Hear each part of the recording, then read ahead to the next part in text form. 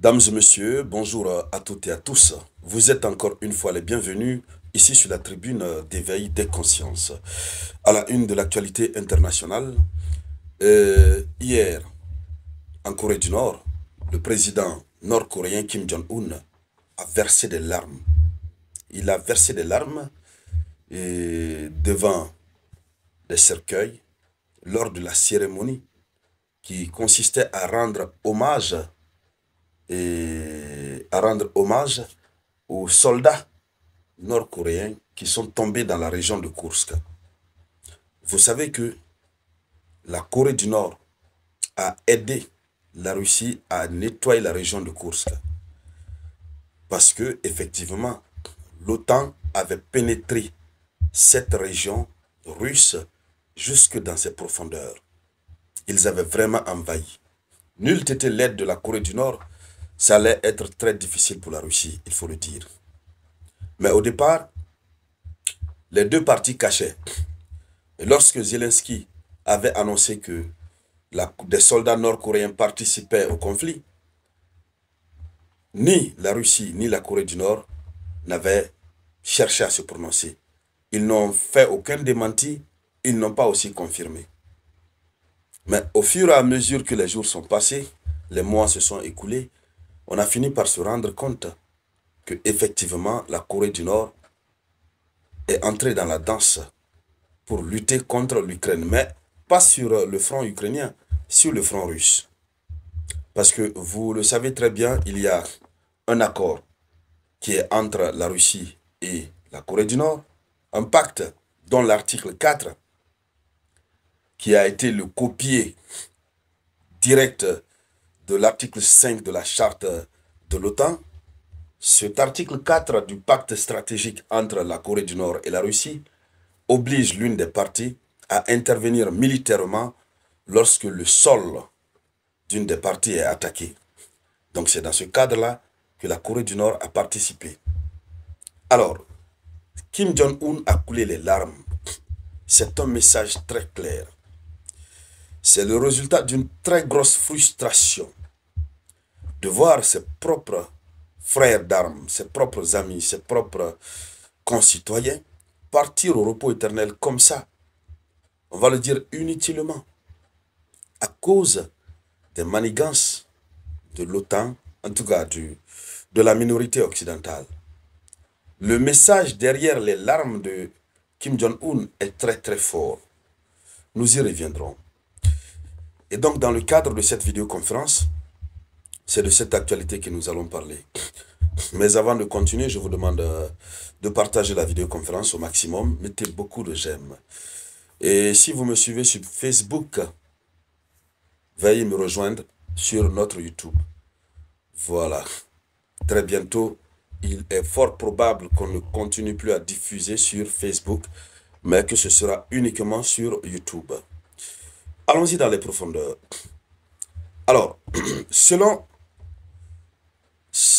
l'information officielle, selon ce que nous avons constaté,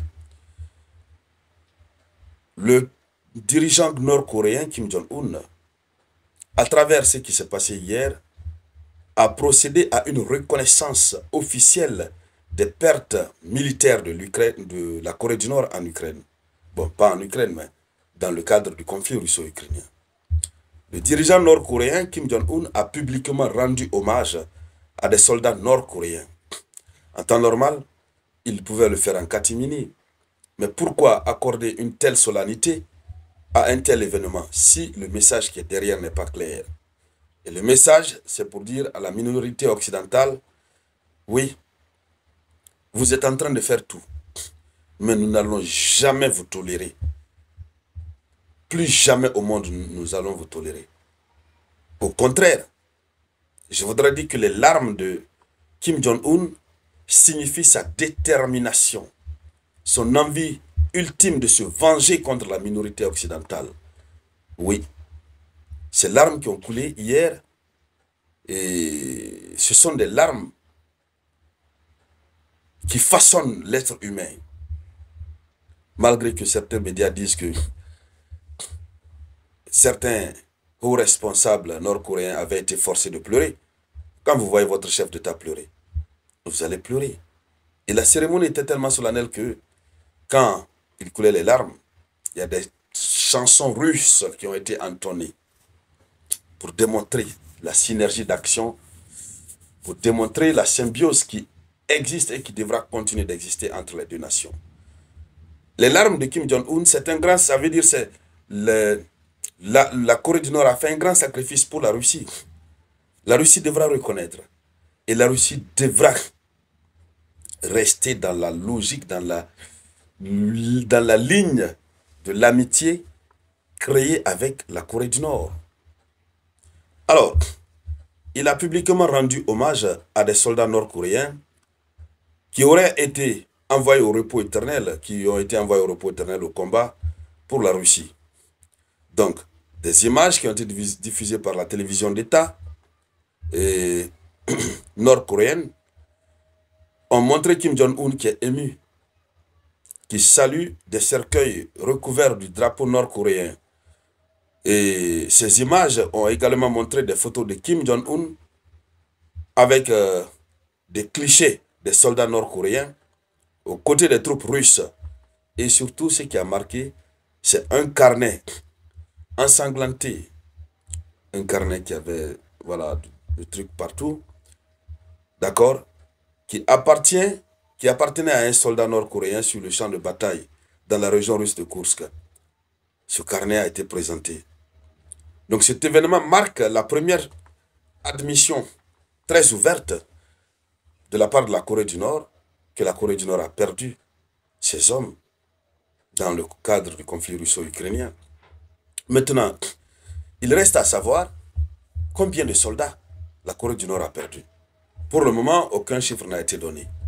Mais le ministère de la Défense ukrainienne, à l'époque, avait annoncé que plus de 6000 soldats nord-coréens étaient déjà présents dans la région russe de Kursk.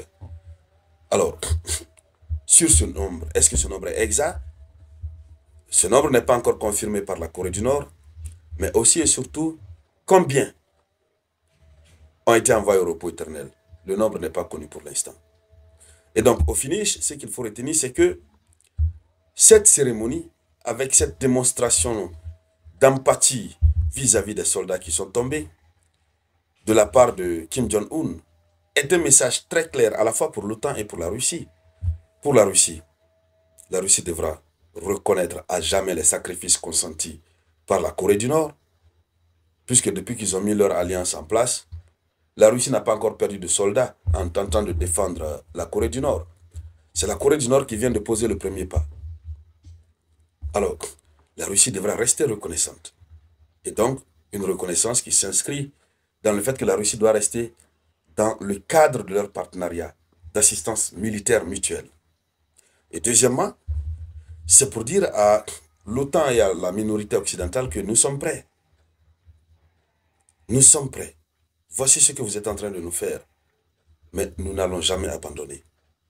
Et donc, voici le message qu'on peut retenir de cette actualité. Alors, mesdames, mesdemoiselles et messieurs, c'était ça la une de l'actualité internationale. Merci de la partager au maximum. Je vous reviens tout à l'heure avec de nouvelles actualités. C'était